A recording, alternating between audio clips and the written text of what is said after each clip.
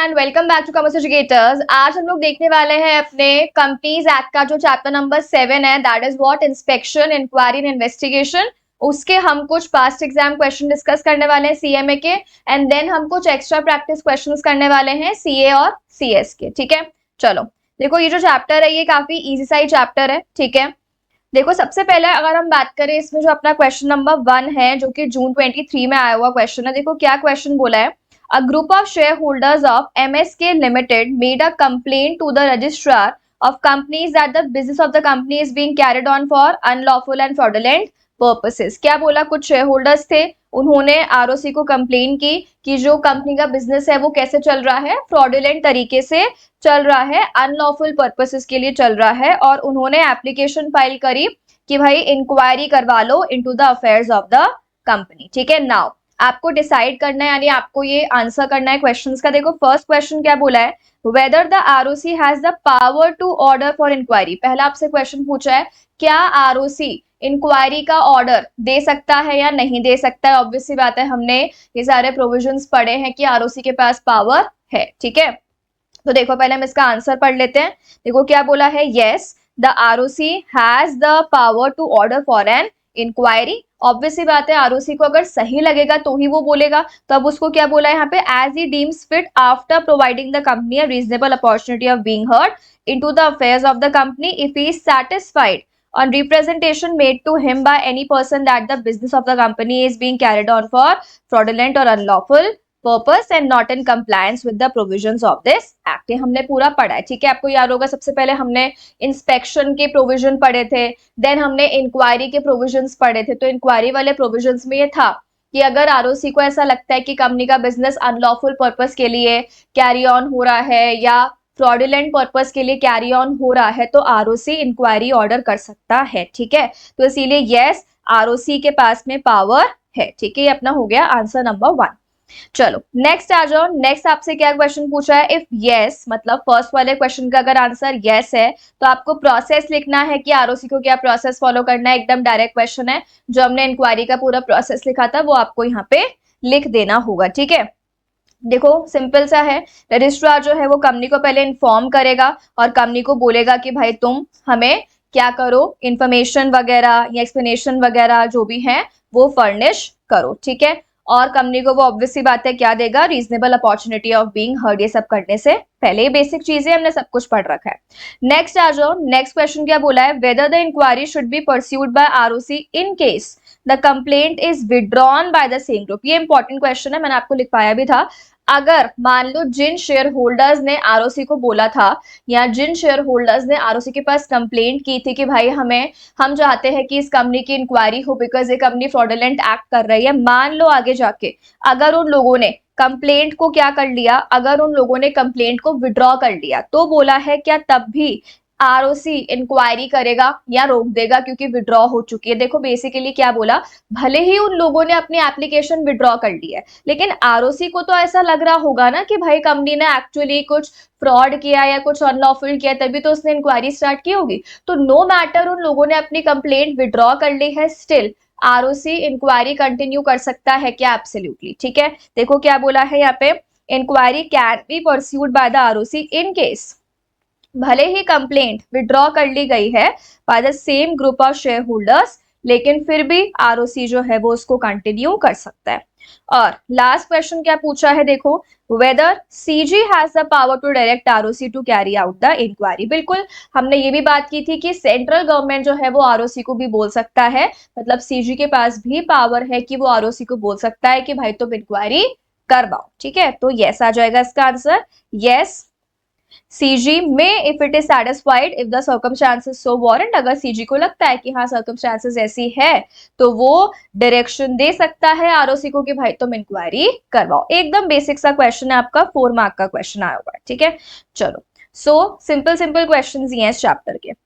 Next हम लोग आते हैं क्वेश्चन नंबर 2। देखो क्वेश्चन 2 क्या बोला है आपसे, ड्यूरिंग इन्वेस्टिगेशन कंडक्टेड, कंपनी का इन्वेस्टिगेशन हो रहा है वो भी पब्लिक इंटरेस्ट में, the inspector observe that the directors of the company had been acting on the instructions of the holding company जो जब कंपनी का इन्वेस्टिगेशन हो रहा था तब जो इंस्पेक्टर था, जो इन्वेस्टिगेशन कर रहा था पर्सन, उसने ये नोटिस किया कि जो ये कंपनी है जिसका इन्वेस्टिगेशन हो रहा है, इस कंपनी के डायरेक्टर्स किसके इंस्ट्रक्शंस पे काम कर रहे हैं?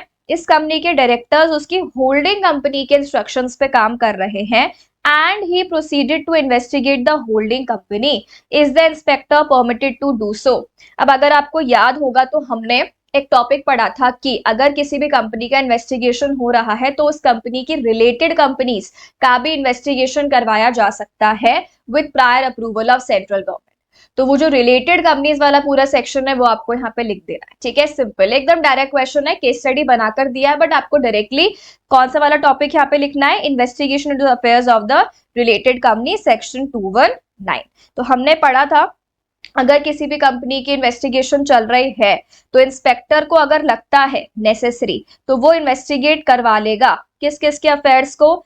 एनी अदर बॉडी कॉर्पोरेट जो कि रेलेवेंट टाइम में उसकी सब्सिडरी थी या होल्डिंग थी या होल्डिंग कंपनी की सब्सिडरी थी, ठीक है। या फिर क्या बोला? Manage by person as a MD or manager. ये हमने पूरा टॉपिक पढ़ रखा है, ठीक है, तो आपको याद आ गया होगा।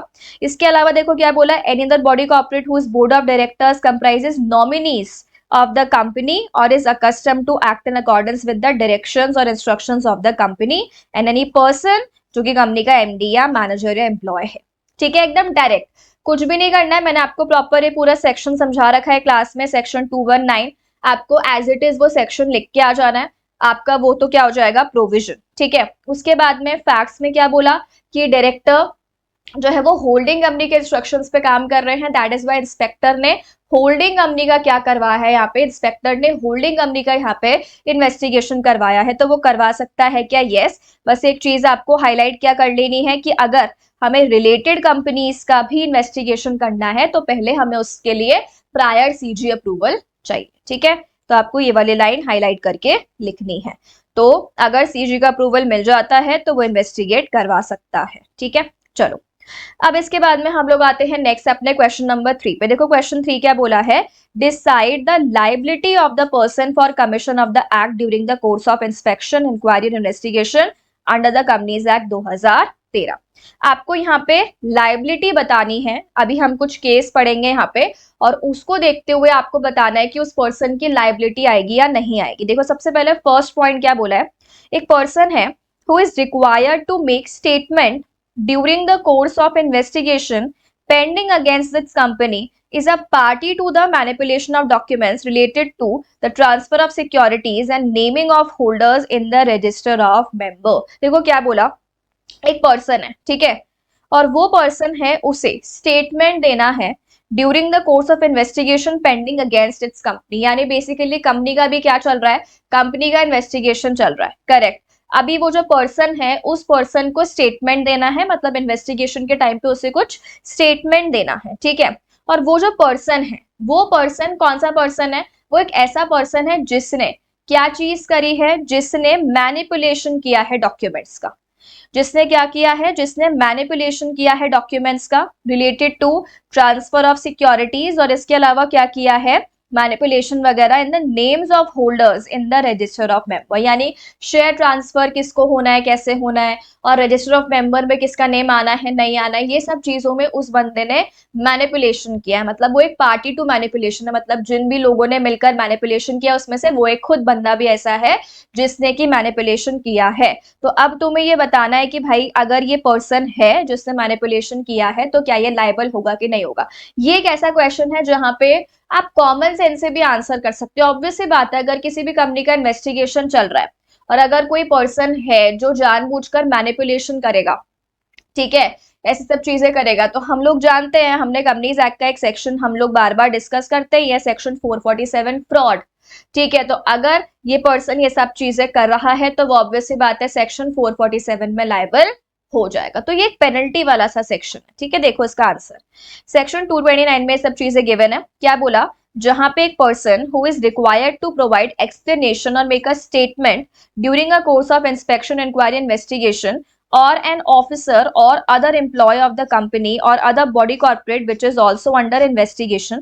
बेसिकली आपको बता रहा है कि वो पर्सन कब कब लायबल होगा। ठीक है, देखो क्या बोला, अगर वो पर्सन जिससे कि स्टेटमेंट वगैरह देना है या जिसे कुछ बताना है ड्यूरिंग इन्वेस्टिगेशन, वो पर्सन ने ऐसा कुछ काम किया, या कंपनी के एम्प्लॉय ने या कंपनी के ऑफिसर ने ऐसा कुछ काम किया। कौन सा काम किया, देखो सबसे पहले क्या बोला उसने, क्या किया, destroy, mutilate, falsifies, conceal, tampers और unauthorizedly removes और is a party to destruction, mutilation में ये सारी चीज है। ठीक है, इसके अलावा देखो क्या बोला, प्रॉपर्टी, असेट्स, अफेयर्स, ये अफेयर्स है ऑफ द कंपनी और द बॉडी कॉर्पोरेट। अगेन उल्टे फुल्टे सारे काम किए खुद से या फिर ग्रुप में किए बेसिकली, और आप एक पार्टी हो, यानी कि मान लो 5-6 लोगों ने मिलकर किया और आप भी इन्वॉल्व हो। ठीक है, या फिर क्या बोला, makes or is a party to making of a false entry in any document concerning the company. Again कुछ फॉल्स एंट्री वगैरह कर दी जो आपको नहीं करनी चाहिए थी, जो गलत है, या ऐसी एक्सप्लेनेशन देता है जो कि फॉल्स है।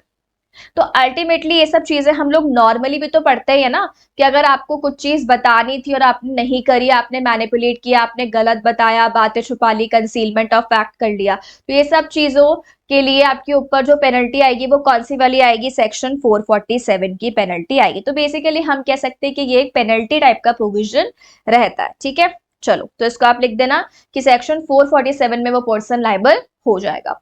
इसके बाद देखो ये तो हो गया अपना फर्स्ट क्वेश्चन। अब जो अपना सेकंड क्वेश्चन है देखो उसमें क्या पूछा है आपसे कि एक एम्प्लॉय है कंपनी का, उसने क्या करा, publicised among his social networking of sound financial position of his organisation to incite the public to purchase the shares of its company.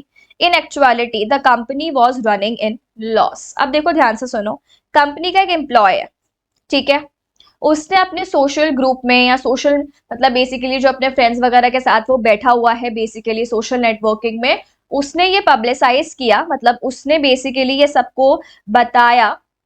ठीक है, क्या चीज कि भाई जो हमारी कंपनी है वो कंपनी की कैसी पोजीशन है, साउंड फाइनेंशियल पोजीशन है। दैट मींस कंपनी प्रॉफिटेबल है, अच्छी फाइनेंशियल पोजीशंस है, अच्छे प्रॉफिट्स है, अच्छे असेट्स है, ऐसे करके बताया। क्यों बताया, क्योंकि वो पब्लिक को क्या करना चाहता था, वो पब्लिक को इंसाइट करना चाहता था, बेसिकली पब्लिक को अट्रैक्ट करना चाहता था कि आओ और मेरी कंपनी के शेयर्स परचेज करो। ठीक है, मतलब बेसिकली मान लो उसने सोशल मीडिया पे इस तरीके से पोस्ट कर दिया, बहुत बढ़िया कंपनी है, अच्छी फाइनेंशियल पोजीशन है, XYZ, इस तरीके से वो चाहता था कि यार लोग आए और कंपनी के शेयर्स परचेज करें, जबकि एक्चुअल में company was running in loss. तो अब तुम मुझे बताओ, अगर किसी पर्सन ने ऐसा किया है तो क्या तुम उसके ऊपर पेनल्टी लगा दोगे, क्या तुम उसके ऊपर सेक्शन 447 में ये बोल दोगे कि भाई उसने फ्रॉड किया है, क्या ये चीज जस्टिफिएबल लग रही है? अब तुम कॉमन सेंस से सोचो, हम भी तो कभी कभी बहुत सारी ऐसी चीजें बोल देते हैं ना नॉर्मली कि ठीक है हो सकता है कि लॉस हो रहा हो कंपनी पे, पर आपने क्या बोल दिया, अच्छा खासा चल रहा है जैसे। तो भी आप खुद सोचो, अगर किसी ने पर्सन ने इस तरीके से पब्लिसाइज कर दिया कि भाई अगर कंपनी है तो उसकी अच्छी खासी फाइनेंशियल पोजीशन है, जबकि एक्चुअल में लॉस है, तो हम क्या उसके ऊपर इस तरीके से पेनल्टी लगा दे, क्या वो चीज जस्टिफिएबल नहीं होगी? तो इस केस में बेसिकली ठीक है उस एम्प्लॉय ने बोल दिया, लेकिन जो सामने वाला बंदा है जो कंपनी के शेयर्स खरीदेगा, उसको भी तो अपना दिमाग यूज करके आना चाहिए ना। ठीक है, आना चाहिए कि नहीं आना चाहिए, बिल्कुल, उसको भी तो अपना ड्यू डिलिजेंस लगाना चाहिए। तो बेसिकली सिर्फ ये बोल देना कि कंपनी का प्रॉफिट है या कंपनी की अच्छी खासी फाइनेंशियल पोजीशन है, सिर्फ ये बोल देने से हम उसके ऊपर पेनल्टी तो नहीं लगा सकते ना। ठीक है, बिकॉज उसने एज सच कुछ इंस्पेक्टर को या किसी को कोई फॉल्स स्टेटमेंट तो नहीं दिया, उसने नॉर्मली सबके सामने बोल दिया कि भाई कंपनी की साउंड फाइनेंशियल पोजीशन है, तो इसके चलते हम उसके ऊपर एज सच कोई पेनल्टी नहीं लगाएंगे। ठीक है, देखो अब इसमें क्या बोला है आंसर। अच्छा, ये तो फर्स्ट वाला पॉइंट बोला है, देखो फर्स्ट वाले का जो हमने पहले पूरा प्रोविजन पढ़ा था, फर्स्ट वाले का आंसर देखो क्या है, with respect to this part of the question, मतलब फर्स्ट वाला है ना, जो वो पर्सन ने फॉल्स स्टेटमेंट दिया था, तो पर्सन शेल बी लायबल, वो हमने ऊपर ही बात कर ली थी, person shall be liable for fraud क्योंकि he is a part to the manipulation of document. ठीक है, सेकंड देखो जब अभी हम पढ़ रहे थे कौन सा, एम्प्लॉय वाला, देखो सेकंड वाले में क्या बोला है, employee shall not be liable क्योंकि जो कंपनी जिसमें वो एक एम्प्लॉय है उसमें एज सच इन्वेस्टिगेशन वगैरह, देखो इस वाले पॉइंट में कहीं पर भी हाईलाइट नहीं किया हुआ है कि कंपनी का इन्वेस्टिगेशन वगैरह चल रहा है। ठीक है, दूसरी चीज, the person purchasing the shares can act with due diligence before purchasing the shares rather than fully relying on the publicity made on social networking. और ऑब्वियस सी बात है कि जो भी पर्सन किसी भी कंपनी, जैसे फॉर एग्जाम्पल मान लो कोई एक बच्चा है जो किसी स्कूल में पढ़ता है, अब वो अपने स्कूल की मतलब मान लो वो चाहता है कि यार मैं जिस स्कूल में जा रहा हूँ मैं उसकी बुराई क्यों करूं, तो उसने सबको ये बोल दिया कि मेरा स्कूल बहुत अच्छा है, बहुत अच्छे टीचर्स है, बहुत अच्छे एक्टिविटीज वगैरह होती हैं, फंक्शंस वगैरह होते हैं। लेकिन जो सेकंड पर्सन है जो स्कूल में एडमिशन लेने के बारे में सोचता है और उसके पेरेंट्स वगैरह है, उनको भी तो अपनी खुद की रिसर्च करनी चाहिए ना। हम सिर्फ किसी एक के बोलने पे तो एडमिशन नहीं करा देंगे। सो वही वाली चीज यहाँ पे भी कि अगर किसी ने जनरली इस तरीके से बोल दिया तो हम ऐसा नहीं कह सकते हैं कि उसको मतलब पेनल्टी लगा दो उसके ऊपर, ठीक है। सो इसीलिए कोई इतनी बड़ी बात नहीं हो गई कि हम उसके ऊपर लाइबिलिटी ही लगाते। बट ऑल्दो अगर ऐसा होता कि वो कंपनी में बैठ के फ्रॉड में इन्वॉल्व हो रहा होता, मैनिपुलेशन में इन्वॉल्व हो रहा होता, ठीक है, या इंस्पेक्टर को फॉल्स स्टेटमेंट देता, तब वो लायबल होता, ठीक है। ये तो बेसिक सी चीज है। चलो अब इसके बाद में हम लोग आते हैं नेक्स्ट अपने क्वेश्चन नंबर 4। देखो क्वेश्चन नंबर 4 आपको क्या बोला है, who shall be the competent authority for all the decisions pertaining to arrest. Arrest वगैरह जो अपना होता है, ठीक है, एसएफआई और रूल्स के अंडर में, तो अरेस्ट वगैरह के लिए बोला है कि कौन है कॉम्पिटेंट अथॉरिटी। एक आपका 1 मार्क का क्वेश्चन आया हुआ है, तो आपको बस क्या आंसर करना है, डायरेक्टर ऑफ एसएफआई। ठीक है, एसएफआईओ रूल्स है, लिखा ही हुआ है यहाँ पे, तो ऑब्वियस ही बात है कि एसएफआईओ का जो डायरेक्टर होता है उसके पास ही पावर होती है। अभी ये एमसीक्यू में आ सकता है, ऑब्वियस सी बात है, ठीक है, बिकॉज अभी अपना 1 मार्क क्वेश्चन तो वैसे भी नहीं आता। चलो नेक्स्ट एकदम डायरेक्ट क्वेश्चन है, आपको शॉर्ट नोट लिखना है, inquiry by the registrar section 206 subsection 4। अब इसने आपको सेक्शन भी क्वेश्चन में लिख कर ही दिया है, बहुत अच्छी बात है, ठीक है। बट अगर ये आपको नहीं लिख के देता है तो आपको अगर याद है तो आप लिख देना, ठीक है। शॉर्ट नोट आपको डायरेक्टली लिखना है इंक्वायरी के ऊपर। अब ये अपना डायरेक्ट क्वेश्चन है इसीलिए मैं इसके ऊपर टाइम वेस्ट नहीं कर रही हूँ, इसको अपने लेवल पे रीड कर लेना, ठीक है। एकदम जो मैंने आपको डायरेक्ट क्लास में पढ़ाया है वही आपको पूरा जो है वो स्टेप बाय स्टेप लिख लेना है। चलो नेक्स्ट वाला जो है अगेन जो अपना क्वेश्चन है वो भी डायरेक्ट क्वेश्चन है। क्या बोला है, स्टेट ब्रीफली द कॉम्पोजिशन। आपको पूरा कॉम्पोजिशन समझाना है एसएफआईओ का कि उसमें कौन कौन से लोग होते हैं, सीरियस फ्रॉड इन्वेस्टिगेशन ऑफिस का, ठीक है। देखो कौन कौन से लोग होते भी हमने पढ़ा है। एसएफआईओ का हेड कौन होगा, डायरेक्टर, और उसमें एक्सपर्ट्स होते हैं अलग अलग फील्ड के, ठीक है। अब देखो जो है अलग अलग फील्ड के एक्सपर्ट्स है उसको अपॉइंट कौन करता है, सीजी, ठीक है। जिन लोगों के पास में एबिलिटी है, इंटेग्रिटी है, एक्सपीरियंस है, एक्सपर्टीज है। अब जितने भी फील्ड्स है, कितने चैप्टर्स में हमने फील्ड्स पढ़ ली, नाम नाम लिख दो। बैंकिंग, देखो फर्स्ट क्या है banking, then corporate affairs, taxation, forensic audit, capital market, IT, law, other fields, ठीक है। मतलब जो भी रिलेटेड है एक कंपनी से, जो जो भी फील्ड्स, वो आपको नाम नाम लिख देना है, ठीक है।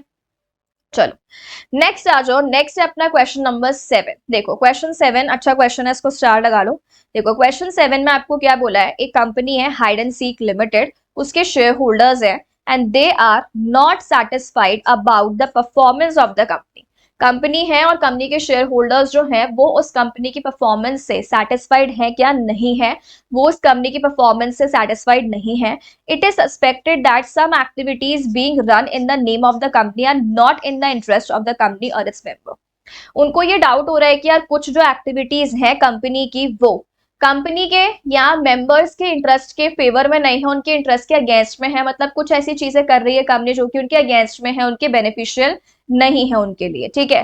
अब ऐसा उनको लगा। अब देखो क्या हुआ, 101 out of total 500 shareholders have made an application to the CG to appoint an inspector to carry out the investigation and find out the true picture। बहुत ध्यान से सुनना, टोटल 500 लोग हैं, टोटल 500 शेयर होल्डर्स है बेसिकली।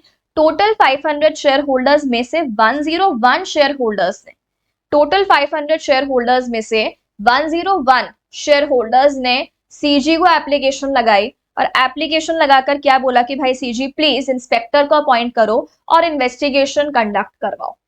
तो अब तुम्हें ये बताना है कि क्या शेयर होल्डर की एप्लीकेशन एक्सेप्ट की जाएगी या एक्सेप्ट नहीं की जाएगी। एक बार रुको, बिना आंसर पढ़े तुम सोचो 2 सेकेंड अपने माइंड में कि क्या यहाँ पे यस आंसर आना चाहिए, क्या शेयर होल्डर्स की एप्लीकेशन एक्सेप्ट होनी चाहिए या नहीं होनी चाहिए। सिचुएशन सोचो, हमने इन्वेस्टिगेशन में पढ़ा है सेक्शन 210, ठीक है, वहां पर हमने डिस्कशन किया है कि सीजी कब कब इन्वेस्टिगेशन ऑर्डर कर सकता है। तुम्हें याद आ रहा है कहीं पर ऐसा हमने पढ़ा हो कि शेयर होल्डर्स ने एप्लीकेशन लगाई, याद करो वहां पर हमने एक सिचुएशन ऐसी पढ़ी थी कि भाई एसआर पास हो सकता है, एसआर पास हो गया, मेंबर्स ने एसआर पास कर दिया, तब वो सीजी को बोल सकते हैं। बट सिंपल एप्लीकेशन लगाकर क्या वो बोल सकते थे, नहीं। यहाँ पर टोटल 500 में से 101 लोगों ने एप्लीकेशन लगाई है, तो क्या ये जस्टिफाइड है? नहीं जस्टिफाइड है, ठीक है। तो इसीलिए यहाँ पे क्या चीज होनी चाहिए थी, यहाँ पे एसआर की जरूरत थी, यहाँ पे एसआर पास होना चाहिए था। सिर्फ आप नॉर्मली 500 में से अगर 101 लोग एप्लीकेशन लगाएंगे तो एसआर की रिक्वायरमेंट तो पूरी वैसे भी नहीं हुई, ठीक है, इसीलिए इनकी एप्लीकेशन इज नॉट जस्टिफाइड। तो आपको सबसे पहले तो पूरा सेक्शन 210 आपको एक्सप्लेन कर देना है, जो हमने सारी सिचुएशंस पढ़ी हैं इसमें, है ना। देखो कौन कौन से, अगर आपको याद हो तो, कि भाई रजिस्ट्रार की रिपोर्ट आई है, ठीक है, इंस्पेक्टर की रिपोर्ट आई है अंडर सेक्शन 208, ठीक है, इंक्वायरी वगैरह जो हुई है उसके बाद में, या एसआर, ये इंपॉर्टेंट अपना आ गया एसआर। और तीसरा क्या था, पब्लिक इंटरेस्ट में। तो बेसिकली क्या बोला कि अगर ऐसा कुछ होता है तब जाकर सीजी जो है वो अपॉइंट कर सकता है इंस्पेक्टर को। But in the given case application लगाई है सीजी को, भाई इन्वेस्टिगेशन करवा दो, वो किसने लगाई है? सम शेयर होल्डर्स ने। तो अब यहाँ पर हमें कहीं पर भी नहीं दिख रहा कि कोई जनरल मीटिंग हुई है, तो no general meeting has been held, और ना ही हमें कहीं ये दिख रहा है कि एसआर पास हुआ है। तो ना तो अपनी जनरल मीटिंग हुई है और ना ही अपना एसआर पास हुआ है, ठीक है। इसीलिए यहाँ पे हम कह सकते हैं जो रिक्वायरमेंट है of section 210 of passing SR has not been complied with, ठीक है। इसीलिए जो एप्लीकेशन है वो क्या हो जाएगी? रिजेक्ट। तो बेसिकली अगर आपको चाहिए कि इन्वेस्टिगेशन हो तो प्रॉपर जनरल मीटिंग करो, एसआर पास करो, और तो ही आपकी एप्लीकेशन एक्सेप्ट होगी, ठीक है। तो it is not sufficient as the company has not pass the special resolution, ठीक है। अब इतना हमने लिखा। अब इसमें एक एक्स्ट्रा चीज है जो कि आपको नोट करके और लिख के आनी है। देखो बेसिकली यहाँ पे हमने ये तो पढ़ लिया कि भाई शेयर होल्डर्स जो है ना उनकी एप्लीकेशन एक्सेप्टेबल नहीं है, लेकिन अगर सीजी चाहता है तो सीजी खुद भी तो पब्लिक इंटरेस्ट में इन्वेस्टिगेशन करवा सकता है ना, बिल्कुल। तो वो भी एक एक्स्ट्रा पॉइंट आप लिख कर आ सकते हो कि भाई शेयर होल्डर्स की एप्लीकेशन तो नॉट जस्टिफाइड, बट अगर सीजी को लगता है कि पब्लिक इंटरेस्ट में उसे जो है कंपनी की इन्वेस्टिगेशन करवा लेनी चाहिए, तब वो ऑर्डर कर सकता है। तो however section 210 empowers CG to order investigation into the affairs of the company if CG is of the opinion कि such investigation is in public interest, ठीक है। Hence, upon the receipt of application, if the CG may consider the allegation contained in the application is of the opinion that investigation is necessary in public interest, CG may order such investigation। एक extra point है, ठीक है।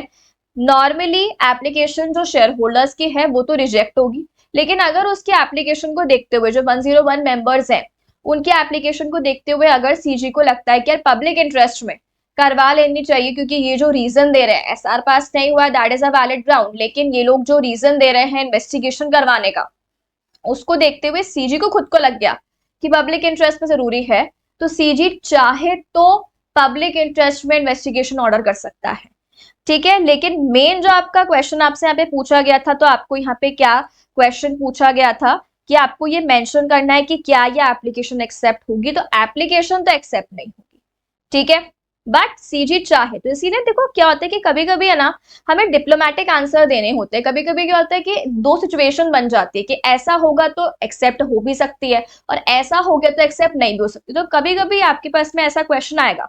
और अगर आप even suggested answers देखोगे ना तो कहीं कहीं पे आपको आंसर सिर्फ यहीं तक मिलेगा और कहीं कहीं पर आपको मिल जाएगा ये एक्स्ट्रा वाला पॉइंट। तो इसीलिए बेटर ये होता है कि जब भी आपको ऐसा कोई क्वेश्चन मिले जहां पे आपको लग रहा है कि यार हम यस भी नहीं बोल पा रहे और नो भी नहीं बोल पा रहे, आप वहां पे जो आपका एक जो भी आंसर है मेन वो तो लिख ही दो, और नोट करके आपका जो एक्स्ट्रा पॉइंट है वो भी लिख के आ जाओ, जिससे आपने दोनों सिचुएशन के अकॉर्डिंग आंसर दे दिया। समझ आ रही है बात? तो हमें उस केस में डिप्लोमेटिक होना होता है, ऐसा हर क्वेश्चन में मत कर देना कि यस भी लिखकर आ गए नो भी लिखकर आ गए, जीरो आएंगे, ठीक है, जहां पे रिक्वायर्ड है, ठीक है, कॉमन सेंस यूज करके हमें आंसर राइटिंग करनी है। चलो नेक्स्ट क्वेश्चन, डायरेक्ट क्वेश्चन है, what are the duties of the inspector as per section 223। एकदम डायरेक्ट क्वेश्चन है, ठीक है, 6 मार्क्स का आया हुआ है, जून 17 में लिख देना है आपको, मैंने आपको पढ़ाया हुआ है। अगेन हम इस पर टाइम वेस्ट नहीं करेंगे, डायरेक्ट क्वेश्चन है बिकॉज। चलो तो ये तो अपने आप पे सारे कौन से क्वेश्चंस कंप्लीट हो गए, ये अपने आप पे सारे क्वेश्चंस कंप्लीट हो गए जो सीएमए के पास्ट एग्जाम क्वेश्चंस हैं। चलो अब इसके बाद में हम लोग किस पे आते हैं, एक्स्ट्रा प्रैक्टिस क्वेश्चंस पे, सीएस और सीए के। देखो क्या बोला है सबसे पहले, question number 9, a group of creditors of Mac Trading Limited makes a complaint to the registrar Hyderabad alleging that the management of the company is indulging in destruction। क्या कर रहा है management? Destruction and falsification of the accounting records. ठीक है, destroy कर रहा है या फॉल्सिफाई कर रहा है, गलत चीजें एंटर कर रहा है अकाउंटिंग रिकॉर्ड्स में। कंप्लेनेंट्स ने क्या बोला, आरओसी को बोला कि भाई तुम क्या करो, इमीडिएट स्टेप्स लो सीज करने के। वो आरओसी को क्या बोल रहे हैं कि भाई देखो ये अकाउंटिंग रिकॉर्ड्स को डिस्ट्रॉय कर रहा है या गलत गलत फॉल्सिफाई कर रहा है, तो तुम क्या करो, सीज कर दो, जब्त कर लो इनके accounting records of the company. ठीक है, ताकि मैनेजमेंट टैंपर नहीं कर पाए, चेंजेस नहीं कर पाए, फॉल्सिफाई नहीं कर पाए। कंप्लेंट कब आई थी आरओसी के पास में, 6 जून 2020 को 11 बजे रिक्वेस्ट, सॉरी कंप्लेंट आई थी आरओसी के पास में कब, 6 जून को सुबह 11 बजे। और ROC has attempted to enter the premise of the company at 11:30। कितना फुर्ती कर रहा है ना, कितना जल्दी पहुंच गया, मतलब 11 बजे हमारे पास में रिक्वेस्ट आई और 11:30 बजे जो आरओसी है वो कंपनी के प्रीमाइसेस में पहुंच जाता है और सीजर के लिए, है ना। तो but has been denied by the company, लेकिन कंपनी ने उसको मना कर दिया कि नहीं तुम हमें, मतलब हमारे रिकॉर्ड्स को सीजर नहीं कर सकते हो। क्यों नहीं कर सकते हो, कंपनी ने क्या रीजन दिया है, due to not having order from special court. Due to not having order from special court is the contention of the company being valid in terms of companies act. अब ये बहुत ही छोटी छोटी चीजों के ऊपर तुम देख रहे क्वेश्चन आ रहा है, बाकी पूरा सब कुछ ठीक है, आरओसी के पास पावर है सीजर करने का। पर आप याद करो कि जब भी आरओसी के पास में, सॉरी जब भी आरओसी चाहता है अपनी पावर ऑफ सीजर एक्सरसाइज करना, तब हमने पढ़ा है कि उसे ऑर्डर लेना पड़ेगा स्पेशल कोर्ट से।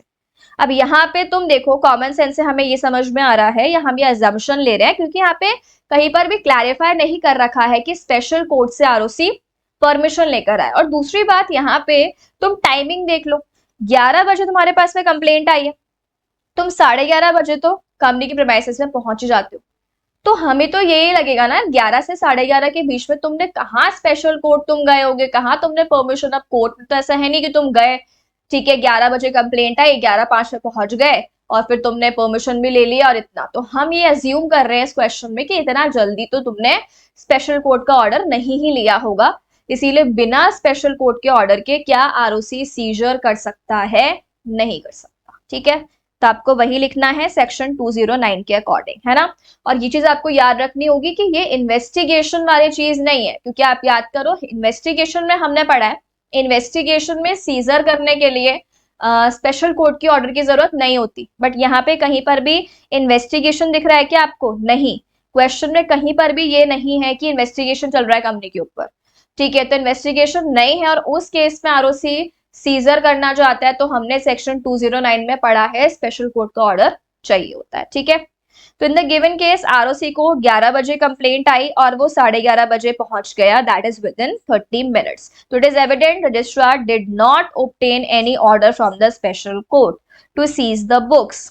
ठीक है, उसने बिना ऑर्डर के बुक्स को सीज कर लिया, therefore such seizure is ultra vires the provisions of section 209. registrar is not authorized to enter, search and seize the books and papers. ठीक है, तो वो सीजर नहीं कर सकता है क्योंकि उसने स्पेशल कोर्ट का परमिशन नहीं लिया। चलो नेक्स्ट आ जाओ, नेक्स्ट क्या है आपका क्वेश्चन नंबर 10। देखो क्वेश्चन नंबर 10 आपसे क्या बोला है, Mr Atul is an employee of the company ABC Limited and investigation is going on him under the provisions of Companies Act 2013। Company है, ठीक है ABC Limited, और मिस्टर अतुल है उस कंपनी का एम्प्लॉय और इन्वेस्टिगेशन चल रहा है। अब कंपनी चाहती है कि वो उसके सर्विसेज को टर्मिनेट कर दे एम्प्लॉय के, मतलब बेसिकली कंपनी उस एम्प्लॉय को निकालना चाहती है on the ground of investigation, उसके ऊपर इन्वेस्टिगेशन चल रहा है तो कंपनी उसको निकालना चाहती है। They have filed the application to tribunal for approval of termination. उन्होंने ट्राइब्यूनल के पास एप्लीकेशन भी लगा दी कि भाई वो उसको निकालना चाहते हैं। Company has not received any reply from the tribunal with in 30 days of filing the application. Company ने एप्लीकेशन लगा दी कि हम इसको निकालना चाहते हैं और कंपनी को 30 डेज के अंदर अंदर क्या कोई रिप्लाई रिसीव हुआ है, नहीं, कंपनी को 30 डेज हो गए बट 30 डेज के अंदर भी कोई रिप्लाई रिसीव नहीं हुआ है। कंपनी ने डीम्ड अप्रूवल मान लिया और टर्मिनेट कर दिया, हटा दिया, अतुल को निकाल दिया। नाउ तुमसे कुछ क्वेश्चन पूछे। अब सबसे पहले तो क्वेश्चन पढ़ने से पहले तुम ये देख लो कि यार कौन सा प्रोविजन है। हमने एक प्रोविजन पढ़ा था, एक टॉपिक पढ़ा था जहां पे हमने बात की थी कि कोई भी कंपनी जहां पे इन्वेस्टिगेशन वगैरह चल रहा है, वो कंपनी बिना ट्राइब्यूनल के अप्रूवल के क्या किसी भी एम्प्लॉय को निकाल सकती है? नहीं निकाल सकती है। ट्राइब्यूनल की परमिशन लेना इंपॉर्टेंट है, अप्रूवल लेना इंपॉर्टेंट है। बट अगर ट्राइब्यूनल 30 डेज में रिस्पॉन्ड नहीं करता है तो फिर क्या मान लो, डीम्ड अप्रूवल मान लो, और फिर तुम निकाल सकते हो क्या? यस। अब यहाँ पे सेम ही चीज हुई है, कंपनी ने तो अपनी साइड से ट्राइब्यूनल को एप्लीकेशन लगा दी, पर ट्राइब्यूनल ने 30 डेज में रिस्पॉन्ड किया या रिप्लाई किया, अप्रूवल दिया नहीं, तो कंपनी ने उसको डीम्ड अप्रूवल मान के निकाल दिया। तो सही है क्या? बिल्कुल ठीक है। तो क्या कंपनी का कंटेंशन सही है, वैलिड है? यस, ऑब्वियस सी बात है। अब सबसे पहले तो आपको पूरा प्रोविजन लिख देना है, ठीक है, कि भाई अगर वो किसी को भी निकालना चाहती है कंपनी तो एनसीएलटी का प्रायर परमिशन चाहिए उसको डिस्चार्ज करने के लिए, सस्पेंड करने के लिए, पनिश करने के लिए, बाय डिसमिसल, रिमूवल, ये सब कुछ हमने पढ़ा है ना, या फिर change the terms of employment to his disadvantage. इसके बाद देखो क्या है, डीम्ड अप्रूवल। अगर ट्राइब्यूनल का रिप्लाई 30 डेज में नहीं आता है तो फिर क्या बोला, कंपनी उसको निकाल सकती है क्या? Proceed to take action against the employee, company action ले सकती है अगर 30 डेज में ट्राइब्यूनल का रिस्पॉन्स नहीं आया तब, ठीक है। अच्छा, मान लो कि ट्राइब्यूनल का रिप्लाई आ जाता है, ठीक है, ट्राइब्यूनल ने बोल दिया कि भाई निकाल दो इसको, ठीक है, तो उस केस में अगर ट्राइब्यूनल के प्रॉब्लम से किसी को, सॉरी, ट्राइब्यूनल के ऑर्डर से किसी को प्रॉब्लम है तो हम अपील लगा सकते हैं। कहां पर अपील लगा सकते हैं? To appellate tribunal. सिंपल सी चीज है ना। तो क्या बोला, अगर कंपनी या जो बॉडी कॉर्पोरेट है, जो भी, या जो पर्सन है जिसको भी डिससेटिस्फैक्शन है with the order of tribunal, तो वो क्या कर सकता है, 30 डेज के अंदर अंदर अपील फाइल कर सकता है टू एपेलेट ट्राइब्यूनल, और फिर एपेलेट ट्राइब्यूनल का जो भी डिसीजन है वो डिसीजन क्या मान लिया जाएगा, फाइनल। तो ये तो पूरा आपको प्रोविजन लिख देना है। अब फर्स्ट क्वेश्चन क्या था, क्या कंटेंशन ऑफ कंपनी वैलिड था? कंपनी ने उसको 30 डेज वेट करने के बाद डीम्ड अप्रूवल मान लिया बिकॉज रिस्पॉन्स नहीं आया और उसको निकाल दिया, बिल्कुल वैलिड है, ठीक है। क्या बोला, termination is valid because company ने डीम्ड अप्रूवल मान लिया क्योंकि कंपनी को रिप्लाई रिसीव नहीं हुआ within 30 days of making application. Second है, what is the remedy available to mister Atul? अभी अतुल को निकाल दिया ना, क्यों? क्योंकि रिप्लाई ही नहीं आया था ट्राइब्यूनल का। तो अब अगर हमने अतुल को निकाल दिया तो अब आप मुझे बताओ, अतुल के पास कोई रेमेडी अवेलेबल है क्या? अब आप बोलोगे कि अभी हमने पढ़ा है मैम, 80 पे चल जाओ, 80 मतलब एपेलेट ट्राइब्यूनल में चले जाओ। पर एक बात बताओ, एपेलेट ट्राइब्यूनल में आप अपील लगाते हो ना ट्राइब्यूनल के ऑर्डर के अगेंस्ट, यस और नो? बट क्या इस केस में ट्राइब्यूनल का ऑर्डर आया? नहीं, ट्राइब्यूनल का ऑर्डर ही नहीं आया तो क्या हम अपील लगा सकते हैं? कैसी बातें कर रहे हो, जब तक ऑर्डर ही नहीं है तब तक अपील कैसे फाइल होगी? तो इस केस में क्या अतुल अपील लगा सकता है? नहीं, इस केस में अतुल अपील नहीं लगा सकता है। If employment of Atul is terminated by company due to deemed approval, अगर डीम्ड अप्रूवल की वजह से उसको निकाला गया है तो क्या वो अपील फाइल कर सकता है? नहीं, क्योंकि अपील तो वो तभी फाइल कर सकता जब ऑर्डर आया होता तो, ठीक है। और थर्ड क्वेश्चन क्या है, what is the remedy available? Atul के पास रेमेडी क्या अवेलेबल है अगर रिप्लाई ऑफ ट्राइब्यूनल आ गया होता तो?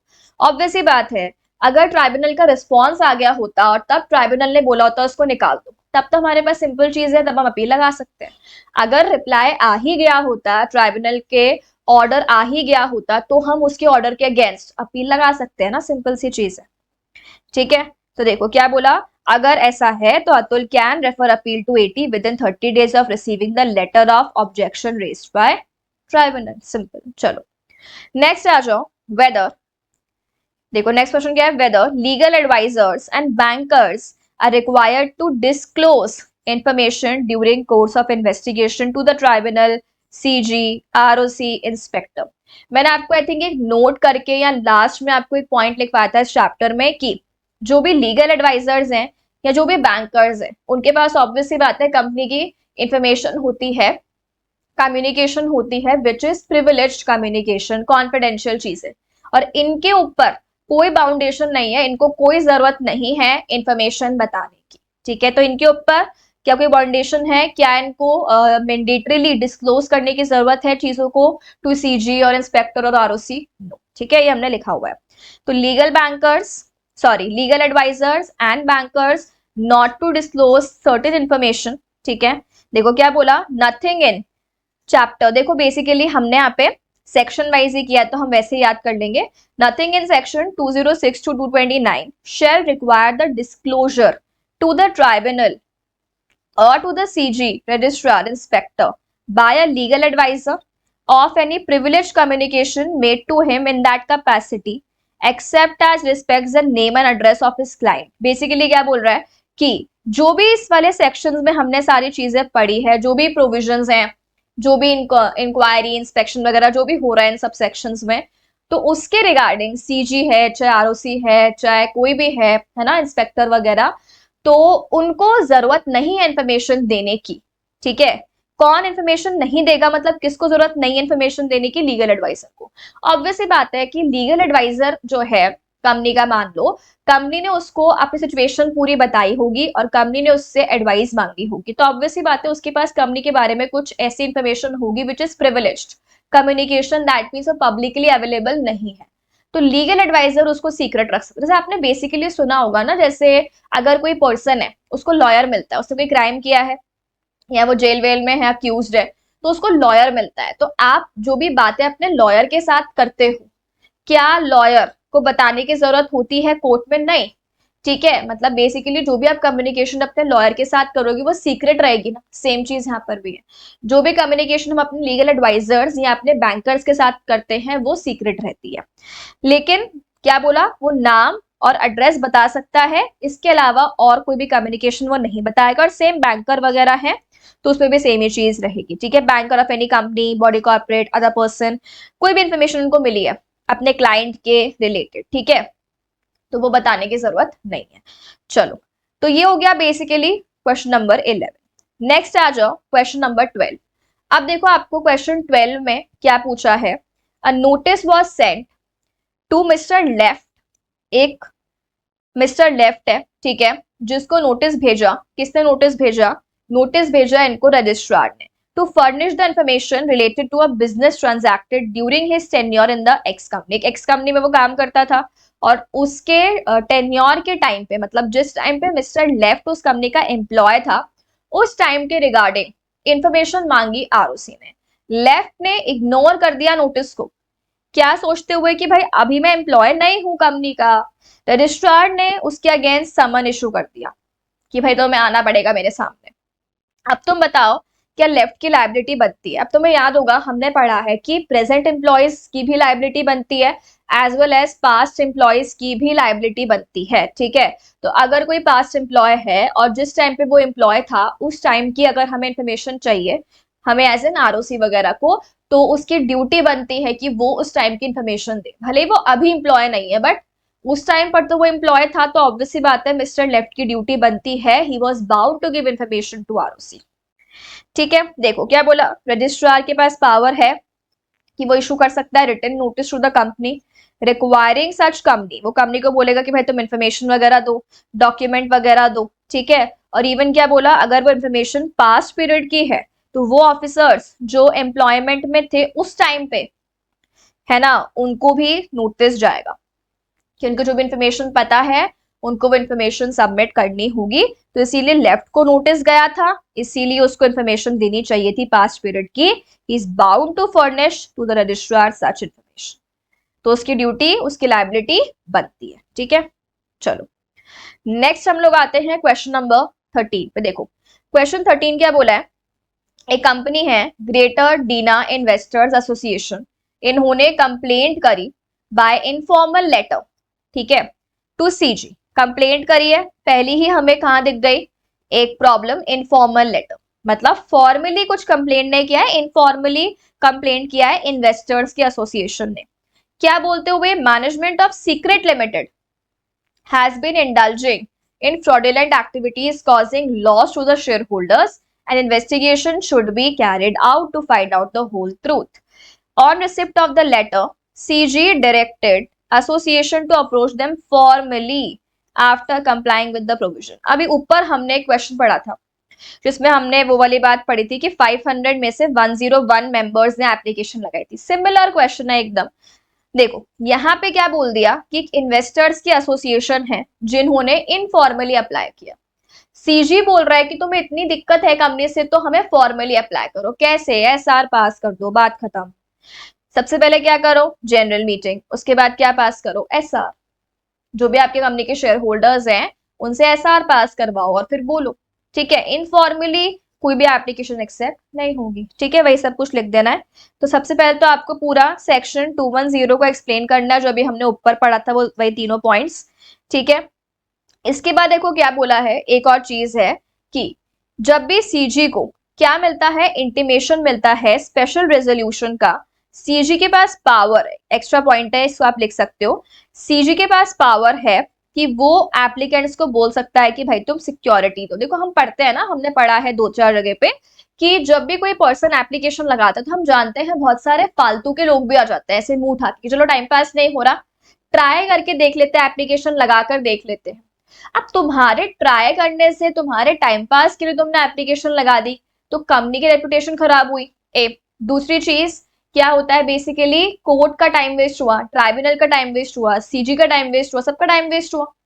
तो बेसिकली फालतू के लोग नहीं आ जाए, इसीलिए क्या रख दिया जाता है, एक सिक्योरिटी, कि अगर तुम एप्लीकेशन लगाओगे तो तुम्हें साथ में एक सिक्योरिटी डिपॉजिट करना होगा, ताकि ओनली जेन्युइन लोग एप्लीकेशन लगा सके। तो वही चीज बोली है कि जब भी कोई पर्सन एसआर वगैरह, मतलब जब भी बेसिकली सीजी को हम एसआर वगैरह फाइल कर रहे हैं, इंटीमेशन दे रहे हैं एसआर का, तो सीजी एप्लीकेंट्स को बोलेगा कि भाई तुम जेन्युइन हो, तुम फालतू के ड्रामे नहीं कर रहे हो, टाइम पास नहीं कर रहे हो, उसका प्रूफ दो हमें, कैसे सिक्योरिटी रखवाओ एप्लीकेशन के साथ में, ठीक है। नॉट एक्सीडिंग 25,000 रुपए, मतलब मैक्सिमम सिक्योरिटी कितनी रखवाएगा सीजी, 25,000 रुपए for the payment of cost and expenses of the investigation. Obviously बात है, तुम्हारे बोलने पे अगर हम लोग इन्वेस्टिगेशन करवा रहे हैं, तुम्हारे बोलने से करवा रहे हैं ना, तो तुम पैसा लाओ, ताकि हम उस पैसे का यूज करके क्या करवाएंगे, इन्वेस्टिगेशन। और आगे जाके अगर वो इन्वेस्टिगेशन जो है उससे ये सच में सामने आया कि हाँ कंपनी में गलत हो रहा है, हाँ कंपनी में फ्रॉड हो रहा है, और ये इन्वेस्टिगेशन आगे जाके प्रोसिक्यूशन में चेंज हो गया, मतलब एक्चुअली केस बन गया कंपनी के ऊपर, तो अगर प्रोसिक्यूशन आता है, मतलब अगर एक्चुअली केस बन जाता है कंपनी के लोगों के ऊपर, मतलब सच में फ्रॉड था, तो जिन लोगों से हमने एक्सपेंसेस लिए थे, सिक्योरिटी ली थी, उनको वापस मिल जाएगी। और अगर कोई केस वेस नहीं बनता है तो ऑब्वियसली बात है वापस नहीं मिलेगी, ठीक है। देखो, तो इन द गिवन केस जो डीना इन्वेस्टर्स हैं उन्होंने एप्लीकेशन लगाई है, बट वो इनफॉर्मल लेटर के थ्रू उन्होंने एप्लीकेशन लगाई है। इसका मतलब कोई भी जनरल मीटिंग नहीं हुई है, कोई भी एसआर पास नहीं हुआ है, तो सीजी ने इसीलिए बोला एक फॉर्मल एप्लीकेशन लगाने की जरूरत है। तो इसीलिए that association is advise to get a special resolution passed, ठीक है, इन द जनरल मीटिंग। इसके अलावा वही वाली सेम चीज है कि उसको सिक्योरिटी वगैरह के लिए बोलेगा CG, application shall be accompanied by such amount which is not exceeding 25,000, मतलब कितना अमाउंट देना है, 10,000, 20,000, 25,000, मतलब मैक्सिमम 25,000 की सिक्योरिटी सीजी आपसे मांग सकता है। एंड देखो, such security deposit shall be refunded if the investigation results in prosecution. अगर इन्वेस्टिगेशन जो है हुआ और उससे हमें सामने आया कि अच्छा ये लोग गलत हैं, इनके ऊपर केस होना चाहिए, प्रोसिक्यूशन होना चाहिए, तो अगर इन्वेस्टिगेशन रिजल्ट्स इन प्रोसिक्यूशन, तो आपको आपका पैसा जो है, सिक्योरिटी डिपॉजिट का पैसा जो है, वो वापस रिफंड कर दिया जाएगा, ठीक है। चलो, तो ये अपने यहाँ पे क्या हो गया, क्वेश्चन नंबर 13। अब इसके बाद में हम लोग आते हैं अपने नेक्स्ट क्वेश्चन पे।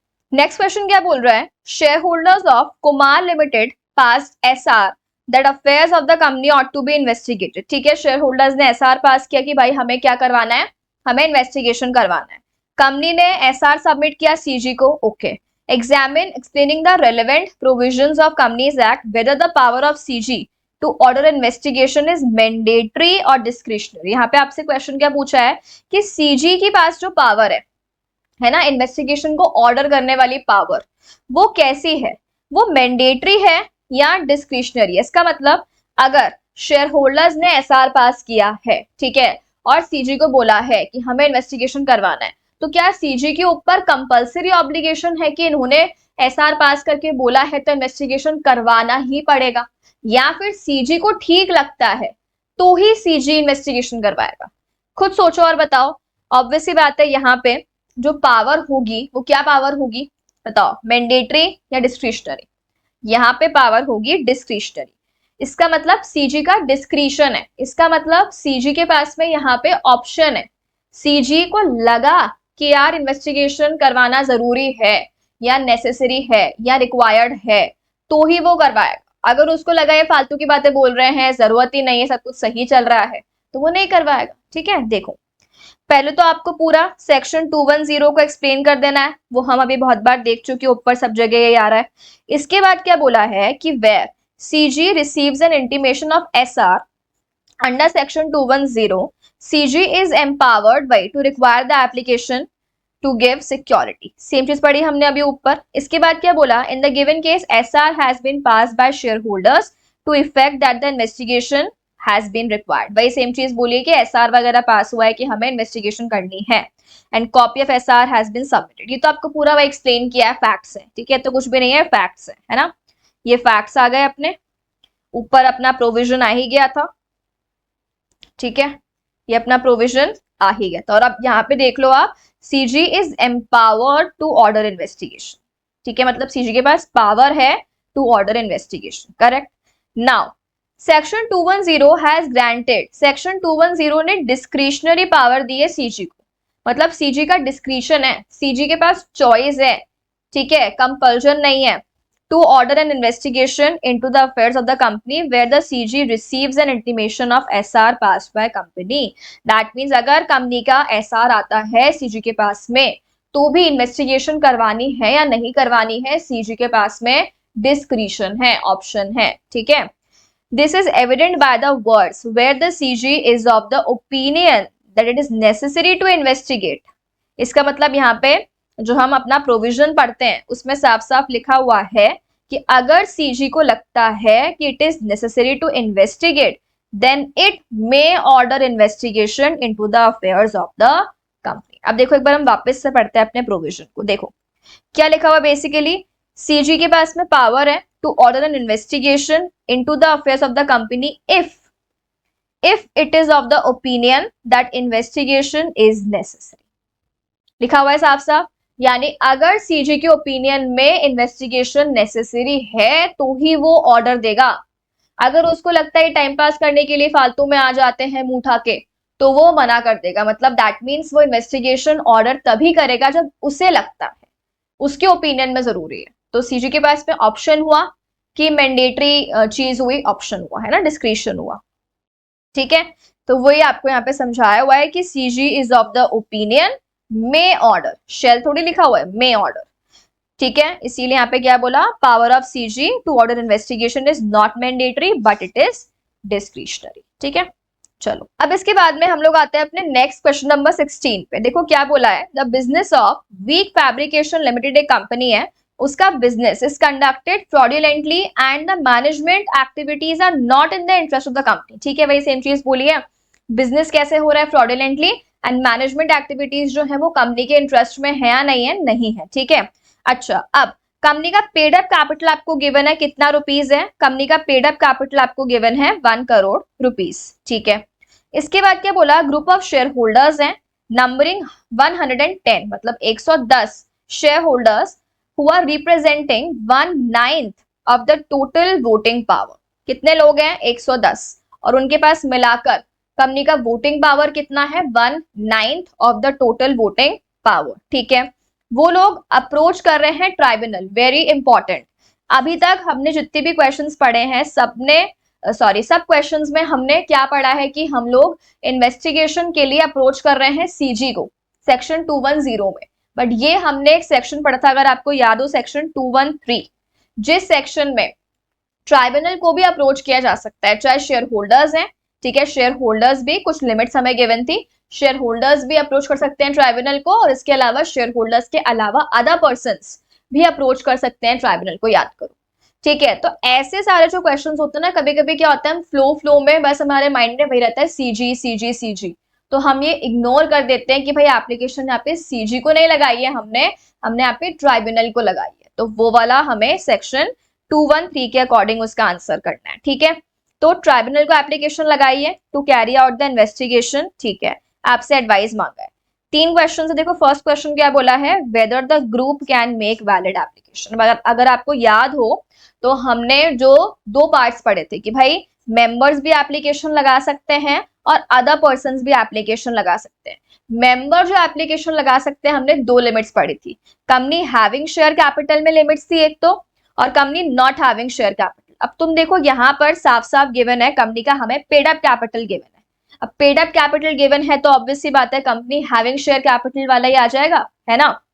तो यहाँ पे कंपनी हैविंग शेयर कैपिटल वाले की अगर तुम्हें लिमिट्स याद हो तो हमने पढ़ा है 100 या फिर ऐसे मेंबर जिनके पास में टोटल वोटिंग पावर का कितना है 1/10 है, ठीक है। तो इनमें से अगर कोई भी चाहता है तो वो ट्राइब्यूनल के पास एप्लीकेशन लगा सकता है कि हमें भाई इन्वेस्टिगेशन करवाना है कंपनी का, है ना। तो अब तुम देखो पहले प्रोविजन देख लेते हैं अपन। देखो प्रोविजन में यहाँ पे क्या बोला गया है, अकॉर्डिंग टू सेक्शन 213 ट्राइब्यूनल में, अगेन ट्राइब्यूनल में है, ऑन एप्लीकेशन मेड बाय, देखो कितना है नॉट लेस देन, दो लिमिट क्या है अपनी 100 मेंबर्स और members holding not less than 1/10 of total voting power in case of company having a share capital order after giving way opportunity of being heard। क्या order देगा भाई, company के affairs ought to be investigated. भाई order कौन देगा, tribunal, लेकिन appointment of inspectors और वो सब कौन करेगा, सीजी, है ना। तो कंपनी के affairs ought to be investigated by inspector या इंस्पेक्टर्स अपॉइंटेड बाय सीजी, ठीक है। तो अपॉइंटमेंट ऑफ इंस्पेक्टर तो सीजी करेगा, ऑर्डर पास यहाँ पे कौन करता है, ट्राइब्यूनल, ठीक है। तब तुम देख लो कितना है 100 या member holding not less than 1/10, अपने दोनों लिमिट पूरी हो रही है, कितना है यहाँ पे 110 है ना। तो 100 की लिमिट भी पूरी हो गई अपनी, वैसे दोनों में से एक की लिमिट पूरी होनी चाहिए थी वैसे तो, बट अपनी दोनों ही हो रही तो अच्छी बात है, ठीक है। तो क्या हो गया 110, वो भी अपनी लिमिट पूरी हो गई, और दूसरा 1/9 है तो ऑब्वियस है वो भी 1/10 से ज्यादा ही होता है, मैंने आपको क्लास में समझाया था, आई होप आपको याद है ना। हमने बात किया था कि 1/9 जो है 1/5 जो है बेसिकली, तो आप कैलकुलेट करके देख लेना। तो क्या बोला यहाँ पे कि अपनी लिमिट पूरी हो रही है, तो इस केस में क्या हम कह सकते हैं इस केस में कि एप्लीकेशन वैलिड होगी, यस, है ना। देखो क्या बोला, application by 110 members representing 1/9 of the total voting power to carry out investigation into the companies affairs is valid, ठीक है। तो ये एप्लीकेशन वैलिड है, बिल्कुल। सेकेंड आ जाओ, ये आ गया अदर देन मेंबर, क्या मेंबर के अलावा any other person make application, absolutely हमने बात की अभी। तो क्या बोला, ट्राइब्यूनल में on filing of an application by other person not being a member, अगर ट्राइब्यूनल सेटिस्फाइड है किस चीज के रिगार्डिंग, भाई बिजनेस जो है वो कैसे हो रहा है फ्रॉड करने के लिए, ठीक है, with creditors, members, any other person, या फ्रॉडुलेंट, अनलॉफुल पर्पस, ऑप्रेसिव, ठीक है, या कंपनी बनी ही फॉर फ्रॉडुलेंट या अनलॉफुल पर्पस है, ठीक है। तो बेसिकली मेंबर के अलावा भी अगर ये लोग बोल रहे हैं और अगर ट्राइब्यूनल को भी लगता है कि ये सब चीजें हो रही हैं कंपनी में, तो ट्राइब्यूनल ऑर्डर कर सकता है इन्वेस्टिगेशन। अगेन इंस्पेक्टर्स को कौन अपॉइंट करेगा, सीजी, ठीक है। भाई सेम चीज बोलिए कि सीजी शैल अपॉइंट 1 और more inspectors to investigate the affairs, and then जो भी है उसके अकॉर्डिंग वो रिपोर्ट वगैरह बनाकर देंगे सीजी को। Thus, any other person other than a member can also make an application, ठीक है। ये अच्छा क्वेश्चन है, इसको आप स्टार लगा लेना क्योंकि थोड़ा सा डिफरेंट है। अभी तक हमने सारे क्वेश्चन जो है वो कौन से पढ़े थे, सीजी वाले इन्वेस्टिगेशन के। नेक्स्ट आ जाओ, क्वेश्चन 3 क्या बोला है, are the applicants required to furnish security for the payment of cost, क्या जो एप्लीकेंट्स हैं उन्हें सिक्योरिटी फर्निश करने की जरूरत है for the payment of cost and expenses. तो ये तो अभी हमने ऊपर बात कर ही ली थी कि वही है नॉट एक्सीडिंग 25,000, वो आपको सेम पूरा का पूरा जो है वो लिख देना, ठीक है। चलो नेक्स्ट आ जाओ, question number 17, some creditors of Antiwire Limited approached you to guide them to apply to the tribunal for seeking an order for investigation into the affairs of the company, क्यों, because business is being conducted with intention to defraud its creditors. अब देखो यहाँ पे application कौन file करना चाह रहा है, क्रेडिटर्स, और वो क्यों फाइल करना चाह रहे हैं, विद द इंटेंशन, क्योंकि कंपनी के जो अफेयर्स है वो कैसे हो रहे हैं, टू डिफ्रॉड इट्स क्रेडिटर्स। और ये किसको एप्लीकेशन फाइल करना चाह रहे हैं, ट्राइब्यूनल। अभी हमने ऊपर पढ़ा है ये वाला, ये पूरा बी वाला पॉइंट आपको वापस से एज इट इज लिख देना है, प्रोविजन, ठीक है, कि भाई अलावा मतलब अदर देन मेंबर्स भी लोग एप्लीकेशन फाइल कर सकते हैं, तो क्या क्रेडिटर्स भी एप्लीकेशन फाइल कर सकते हैं, एब्सोल्युटली, ठीक है। तो ये पूरा आपको एज इट इज वापस से लिखना होगा, ठीक है। इसके बाद देखो क्या बोला है, रेफरिंग टू द प्रोविजंस, वही है आपको उसको गाइड करना है, regarding the circumstances under which and how a person not being a member can. तो आपको पूरा सेक्शन 213 का जो है सेकेंड वाला जो पार्ट है कि भाई कोई भी अदर पर्सन भी एप्लीकेशन लगा सकता है, वही जो अभी हमने ऊपर बात की है ना, defrauded, unlawful purpose, oppressive, fraudulent, वो पूरा आपको लिख देना है। तो इस तरीके से क्रेडिटर्स जो है वो अप्रोच कर सकते हैं, सिंपल। नेक्स्ट आ जाओ, नेक्स्ट क्वेश्चन क्या है। एक कंपनी है जिसका नाम है damage limited want to suspend Mr. Z, CFO of the company during the pendency of investigation. Next, क्या बोला है?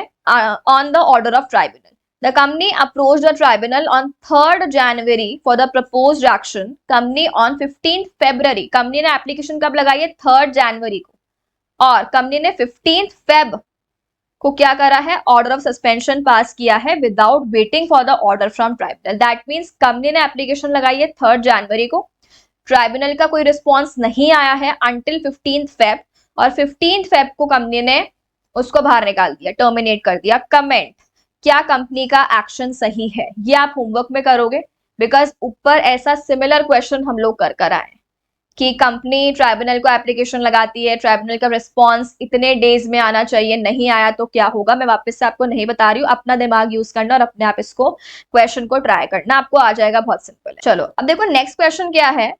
Investigation was ordered bye CG under section 216 against PKR limited for determining the true membership of the company. Basically CG ने investigation order किया इस company के क्या जानने के लिए? True membership. हमने एक सेक्शन पढ़ा था, उसमें हमने क्या डिस्कस किया था कि इन्वेस्टिगेशन हम लोग करवाते हैं, मतलब सीजी करवाता है, क्यों? ताकि वो ये जान पाए कि इस कंपनी के true ownership, true members actually कौन है, ठीक है। तो बेसिकली उस टाइम पे क्या बोला? It appears to the tribunal that there is a good reason. क्या बोला? It appears to the tribunal that there is a good reason to find out the relevant facts about 9% redeemable cumulative preference shares issued by the company. Basically tribunal चाहता है कि जो 9% redeemable cumulative preference shares हैं उनके बारे में हम लोग और जान पाएंगे, ओनरशिप वगैरह के बारे में हम लोग और जान पाएंगे। और ट्राइब्यूनल को ऐसा लगता है, tribunal is of the opinion that unless restriction is imposed on further issue of shares the purpose can not be solve. Basically यहाँ पे ट्राइब्यूनल को क्या लगता है कि वो फैक्ट्स को नहीं जान पाएगा कि ट्रू ओनर कौन है, कैसे है, ठीक है, या क्या हो रहा है, वो नहीं जान पाएंगे जब तक वो फर्दर इशू के ऊपर रेस्ट्रिक्शन नहीं लगा सकते, मतलब फर्दर इशू को रोक नहीं देते हैं कुछ टाइम पीरियड के लिए, ठीक है, उनको ऐसा लगता है। तो अकॉर्डिंगली ट्राइब्यूनल ने कंपनी को बोला है कि भाई तुम और प्रेफरेंस शेयर्स जो है वो इशू मत करना, वो भी कितने सालों तक? 4 years। अगले 4 साल के लिए कंपनी को रेस्ट्रिक्ट कर दिया कि वो फर्दर इशू नहीं लेकर आएगी। Now despite the order of tribunal, PKR ने फर्दर इशू लेकर आया एक्सपेंशन करने के लिए, वर्किंग कैपिटल को फंड करने के लिए। अब आपको बताना है कि क्या ट्राइब्यूनल रेस्ट्रिक्शन लगा सकता है फर्दर इशू पे? अगर हाँ लगा सकता है तो कितने टाइम तक? बहुत ही सिंपल सा क्वेश्चन, मैंने आपको एक टॉपिक लिखवाया था। ट्राइब्यूनल चाहता है तो रेस्ट्रिक्शन वगैरह इम्पोज कर सकता है सिक्योरिटीज वगैरह पे, ट्रांसफर पे, इशू वगैरह पे, लेकिन मैक्सिमम 3 सालों के लिए। याद करो हमने टॉपिक लिखा है कि रेस्ट्रिक्शन तो लगाया जा सकता है, बट कितने सालों के लिए? रेस्ट्रिक्शन लगाया जा सकता है फॉर मैक्सिमम 3 years। यहाँ पर ट्राइब्यूनल ने रेस्ट्रिक्शन जो है वो कितने सालों का लगाया है? 4 years का लगाया। तो क्या ट्राइब्यूनल यहाँ पे सही है? नो, ट्राइब्यूनल यहाँ पे रेस्ट्रिक्शन मैक्सिमम 3 years का लगा सकता है, तो यही आपको लिखना है, ठीक है। वही आपको पूरा लिख देना है प्रोविजन कि जब भी ट्राइब्यूनल को लगता है इन्वेस्टिगेशन के लिए रिलेवेंट फैक्ट्स वगैरह फाइंड करने की जरूरत है, रेस्ट्रिक्शन लगाने की जरूरत है, तो लगा सकता है, but for a period not exceeding 3 years। इसीलिए जो ट्रिब्यूनल है वो रेस्ट्रिक्ट कर सकता है further issue for not exceeding 3 years। तो restrictions for 4 years is invalid, ठीक है। चलो नेक्स्ट आ जाओ।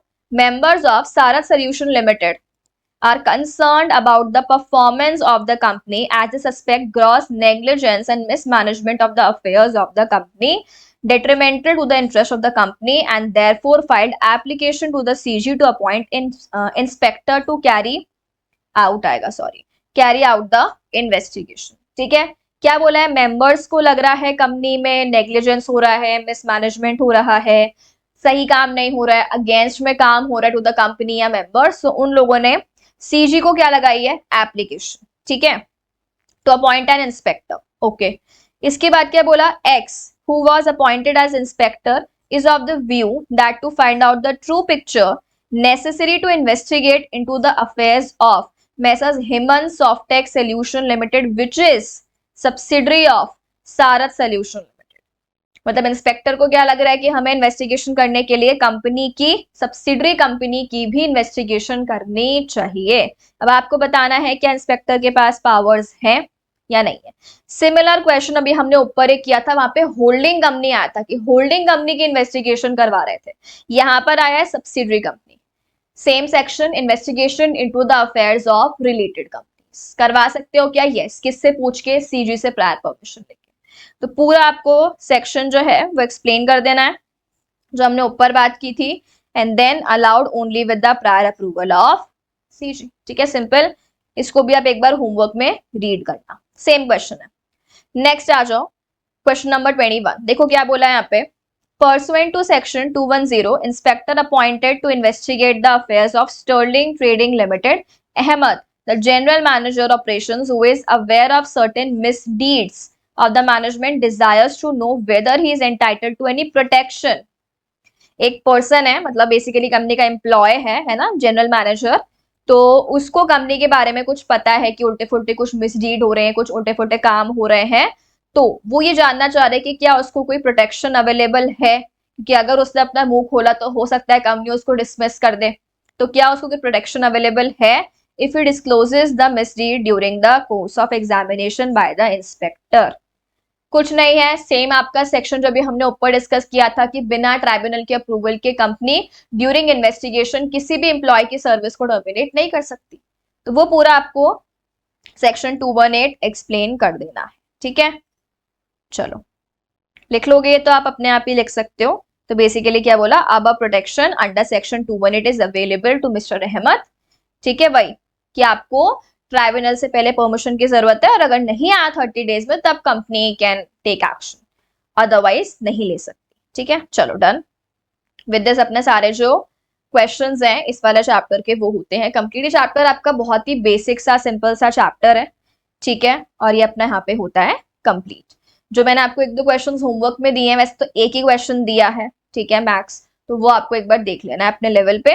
बाकी तो सारे रिपीट वाले ही सारे अपने क्वेश्चन जो है वो हमने देखे हैं. ठीक है, मतलब कुछ कुछ चीजें आपको लगेंगी जो डिफरेंट है, बाकी तो सब कुछ सेम है. तो हर एक क्वेश्चन का बस आप जो की पॉइंट है ना, कि जो जैसे आपको ट्राइब्यूनल को बोल रहा है इन्वेस्टिगेशन के लिए, या सीजी को बोल रहा है एम्प्लॉय वाला, तो हर क्वेश्चन में से हाईलाइट कर लिया करो ताकि एग्जाम टाइम पे पूरा पूरा क्वेश्चन वापस पढ़ने की जरूरत ना पड़े. आप सिर्फ उतना उतना पोर्शन पढ़ सकते हो. ठीक है, चलो okay, thank you everyone, have a nice day.